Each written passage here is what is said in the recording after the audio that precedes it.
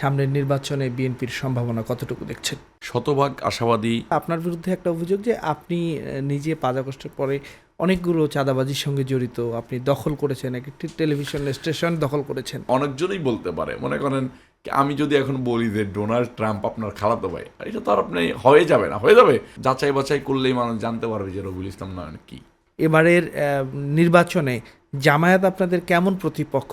এদেরকে কম্পিটিটর মনে করতেছি না। যারা পৃথিবীতে থেকে জান্নাত জাহান্নাম নির্ধারণ করে দিতে চায়, কোনো মার্কার মাধ্যম দিয়ে জান্নাত জাহান্নাম নির্ধারণ করতে চায়, আমি তাদেরকে দাজ্জাল এবং ইবলিসের সাথে তুলনা করি। পূর্ব পাকিস্তান পশ্চিম পাকিস্তান বুঝতে পেরেছিল যে জামাত শিবির একটা কিট। ৭১-এর পরেও বাংলাদেশের মানুষ বুঝতে পেরেছিল যে জামাত শিবির একটা কিট। বিএনপির পাশে ওই জামাতকে, এই স্বাধীনতা বিরোধী শক্তিকে এনে দাঁড় করাবে দেখেই অন্তর্বর্তীকালীন সরকার এরকম একটা ন্যারেটিভ তৈরি করে। দেখেন, আমার রাসূল পাক সাল্লাল্লাহু আলাইহি ওয়াসাল্লামের যারা ভুল ধরেছে, তারা কি তাদের দলের সাথে ইসলাম যোগ করতে পারে?